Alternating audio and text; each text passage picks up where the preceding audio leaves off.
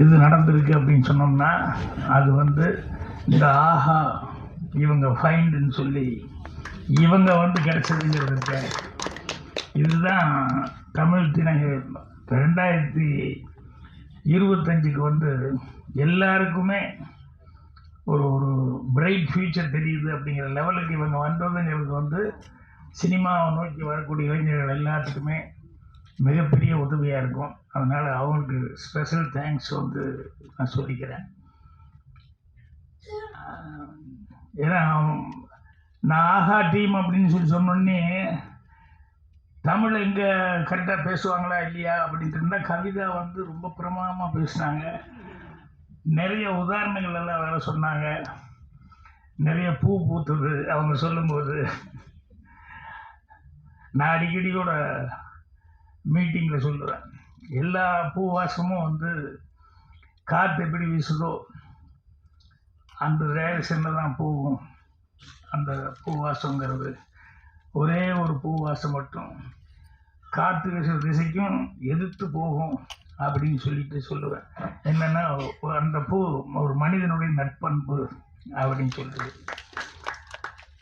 அந்த மாதிரி இவங்க வந்து சினிமாவில் எல்லாருமே கொஞ்சம் கமர்ஷியல் மைண்டு, போட்ட காசு எடுக்கணும், ஏன்னா அவங்க அதில் தானே இருந்தாங்க மறுபடியும்.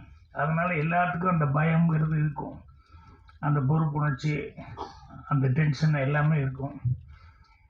பட் இவங்க வந்து இதை வந்து ரிஸ்க் எடுத்து பரவாயில்ல, என்கரேஜ் பண்ண, இந்த மாதிரி ஆட்களை என்கரேஜ் பண்ணால் நல்லது அப்படிங்கிற மாதிரி சொல்லி அவங்க வந்து ஆஹா ஃபைண்ட் அப்படிங்கிறது இன்றைக்கி ஆரம்பிச்சது. உண்மையிலே ரொம்ப ரொம்ப ராஜ்குமாருக்கு மட்டுமல்ல, சினிமாவை நோக்கி வரக்கூடிய எல்லா இளைஞர்களுக்குமே வந்து அது மிகப்பெரிய ஒரு உதவியாக இருக்கும்.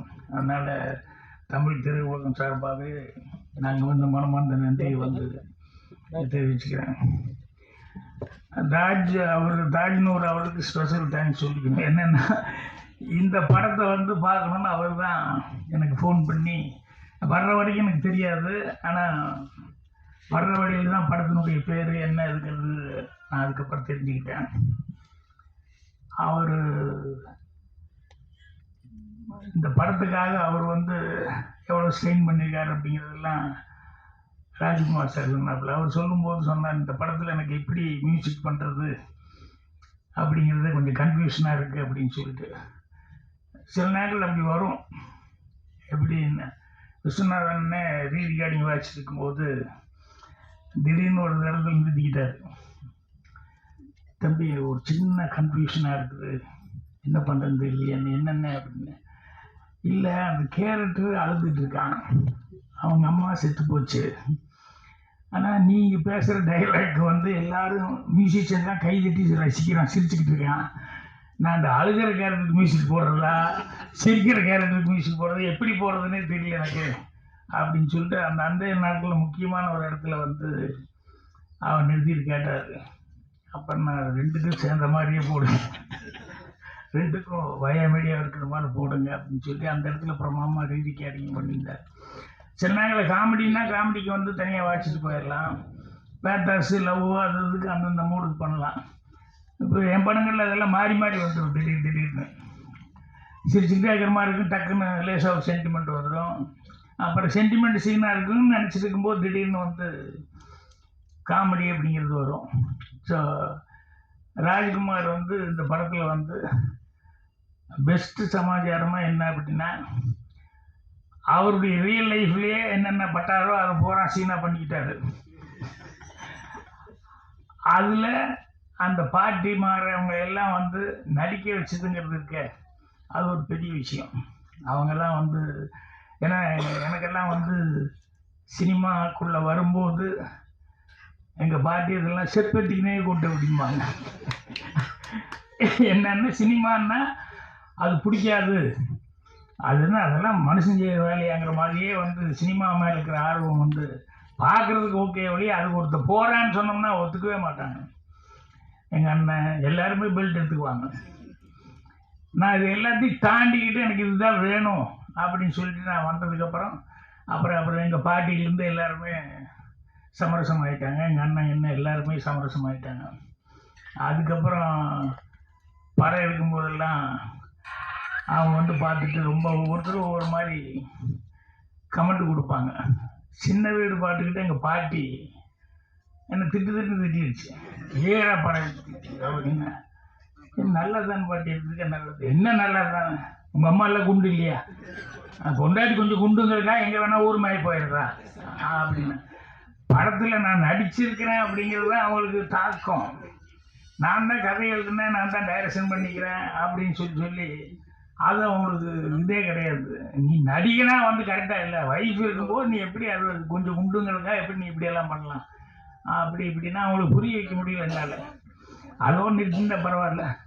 அடுத்த தடவை எடுக்கிறதுக்கு முன்னால் முதல்ல என்கிட்ட கதையை சொல்லுறது எங்கள் பாட்டி. அந்த மாதிரி ராஜ்குமார் கதையை சொல்கிறதுக்காக நிறைய இடத்துக்கு போவார் இல்லையா.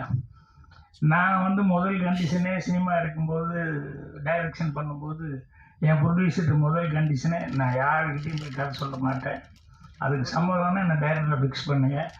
இல்லை ஃபைனான்சியல் வர்றாரு, டிஸ்ட்ரிபியூட்டர் வர்றாரு, இவங்க வர்றாங்க அவங்க வர்றாங்கன்னு சொன்னோம்னா அவங்ககிட்ட தான் கதை சொன்னேன். என் மேலே நம்பிக்கை இருந்தால் என்னை டைரக்டராக போட்டு எடுங்க.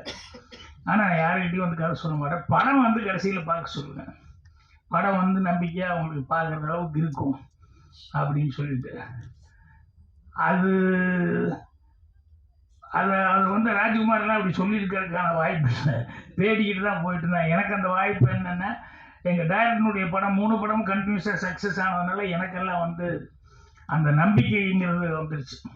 நம்பிக்கை வந்தாலும் கூட அதுக்கு வந்து ஆட்கள், இப்போ அவர் சொல்லிட்டு இருந்தார் இல்லையா, இப்போ அதிகமாக என்கிட்ட பேசும்போது சொல்லிட்டு இருந்தார். அவர் சியாட்டில் இந்த மீட் பண்ணது ஃபோட்டோலாம் காமிச்சு நான் தமிழ் சங்கத்துக்கு போனதெல்லாம் சொல்லிக்கிட்டு இருந்தார். அவர் வந்து எவ்வளோ தூரம் வந்து இவருக்கு ஹெல்ப் பண்ணணும் அப்படிங்கிறதுக்காக வந்து அவர் ஆட்களை எல்லாம் பிடிச்சி இண்டிவிஜுவலாக வந்து ப்ரொடியூசர்களை எல்லாம் அவர் கரெக்ட் பண்ணிக்காரு அப்படிங்கிறது பெரிய சமாச்சாரம். அப்புறம் பஜார் நம்ம திருநாவுக்கரசு அவர் இந்த படத்தை அவங்ககிட்ட எப்படியாவது காமிச்சு அவங்கள வர வைக்கணும் அப்படிங்கிறத வந்து அது எவ்வளோ சிரமப்பட்டு அவங்கள வந்து இந்த படம் பாருங்க அப்படின்னு சொல்லி. ஸோ அது உண்மையிலேயே சினிமாவில் இருக்கிறவங்க நான் சொன்ன மாதிரி வந்து கமர்ஷியல் மைண்டாக தான் பார்ப்பாங்க. என்னென்னா போட்ட காசு வருதா, அதுக்கு உத்தரவாதம் இருக்கா அப்படிங்கிறத எல்லாருமே பார்ப்பாங்க. நல்ல படம் எடுத்தால் கூட சில நேரங்களில் வந்து கையை கடிச்சிச்சுன்னா என்ன பண்ணுறது அப்படிங்கிறதுனால இது ஜனங்கிட்ட போகுமா போகாதா அப்படிங்கிற ஒரு குழப்பம் இருக்கும். ஜனங்கிட்ட போகிறது அப்படிங்கிறது போனால் தானே தெரியும் நல்லா இருக்கா இல்லையாங்கிறது, போகாமையே எப்படி தெரியும். ஸோ அதனால் இது வந்து அவங்க வந்து அந்த பாட்டி இவங்கெல்லாம் வந்து நடித்தது அந்த ரியலாக இருக்கக்கூடிய சில ப்ராப்ளங்கள் அதெல்லாம் வந்து பார்த்துக்கிட்டு அந்த கதையோடு ஒட்டி வந்து இவங்க பார்த்து இல்லையே அது நல்லா தான் இருக்குது, அங்கங்கே சிரிப்பு இருக்குது, அங்கங்கே சென்டிமெண்ட் இருக்குது அப்படின்னு சொல்லிட்டு இது எல்லாமே வந்து இந்த ஆஹா டீம் வந்து பார்த்து செலக்ட் பண்ணுறதுங்கிறது இருக்கே, அதுதான் கிரேட்.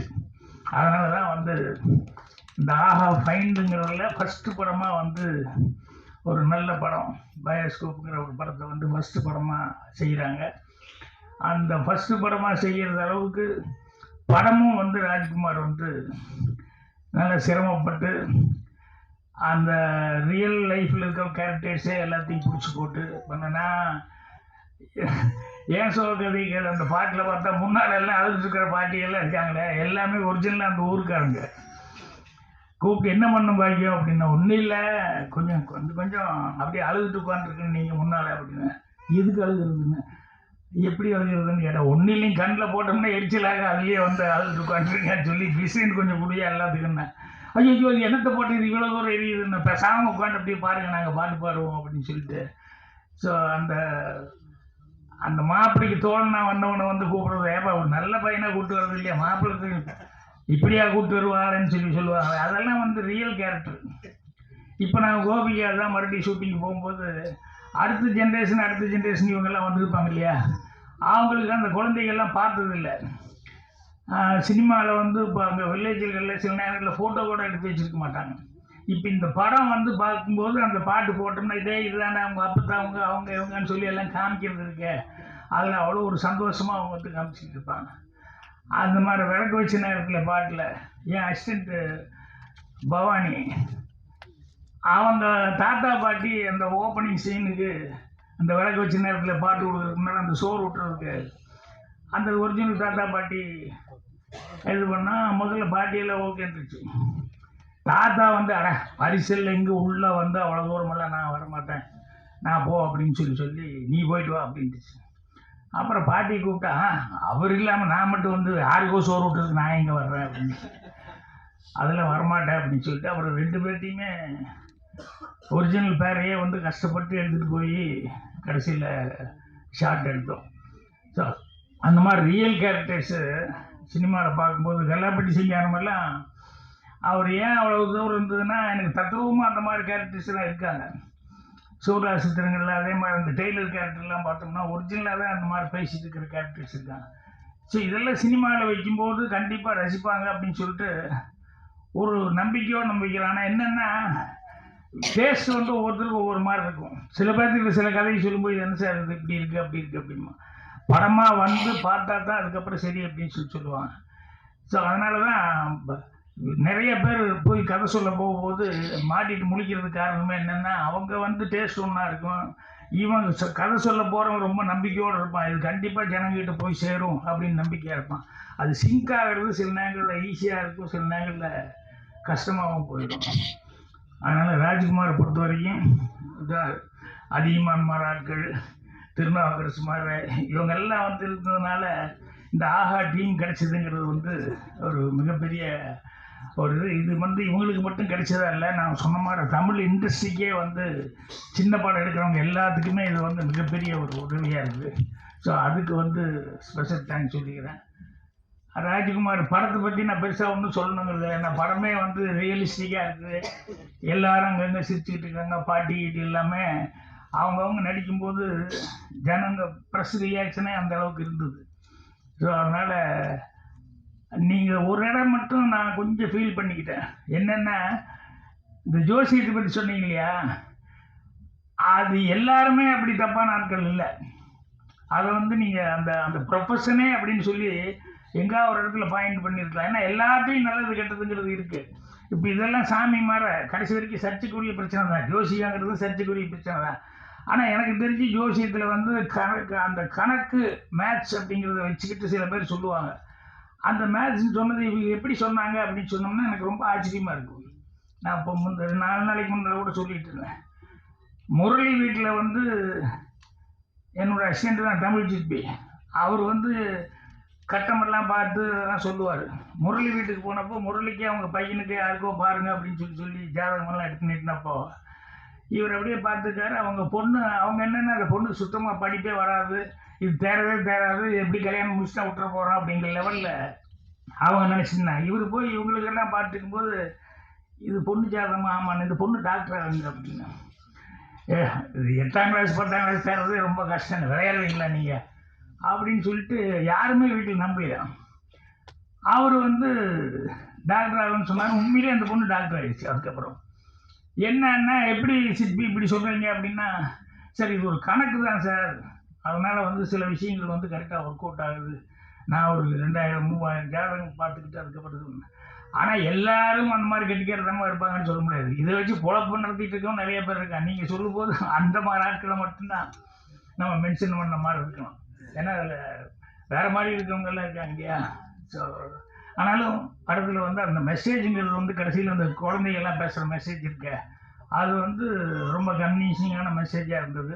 தப்பு பண்ணுறவங்க எல்லாருமே இதனால் எத்தனை பேர்த்துக்கு ஒரு இது அப்படின்னு சொல்லிட்டு அதே மாதிரி அந்த இடமும் அவங்க சொல்லும்போது எவ்வளோ கஷ்டப்பட்டிருந்தாலும் அந்த பொண்ணு வந்து கல்யாண பொண்ணு வந்து அவருக்கு நான் நன்றி சொல்லணும் அப்படின்னு சொல்லிட்டு மைக்கில் சொல்லும்போது உங்கள் ரியாக்ஷன் அதெல்லாம் உண்மையிலேயே ரொம்ப டச்சிங்கான விஷயங்கள்.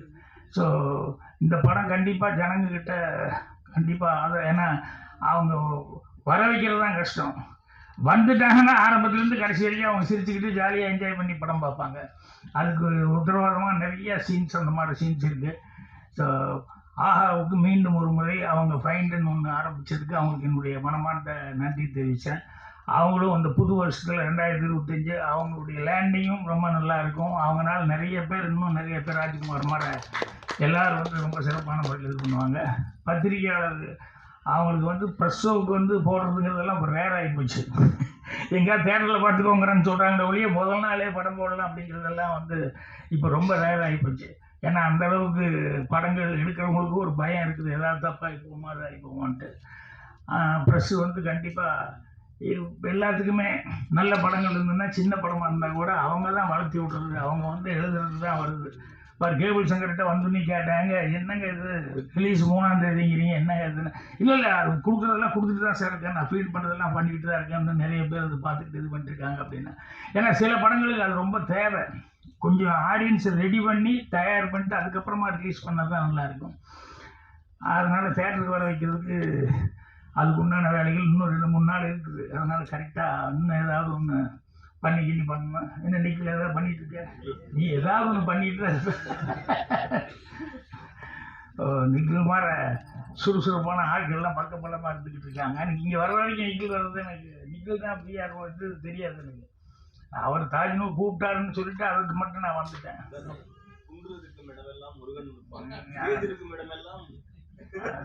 துணி மாற்றாம அதே துணி நிற்கிறாரு, வந்து நேரம் இந்த ட்ரெஸ்ஸாவது மாற்றிருக்கணும், மாற்றாமல் நிற்கிறாருங்கிறது. ஸோ பத்திரிகையாளர்கள் கண்டிப்பாக உங்களுடைய நல்ல ஆதரவை வந்து இவங்களுக்கு படத்துக்கும் கொடுக்கணும், இந்த பயோஸ்கோப் படத்துக்கும் கொடுக்கணும். அதே மாதிரி வந்து தமிழுக்காக வந்து இவ்வளோ தூரம் ஒரு சர்வீஸ் மென்டாலிட்டியோட ஆஹா ஃபைன்னு சொல்லி இதை ஆரம்பிக்கிறாங்க, அவங்களுக்கும் உங்களுடைய ஆதரவு கொடுக்கணும்னு சொல்லி கேட்டுக்கிறேன். நன்றி, வணக்கம்.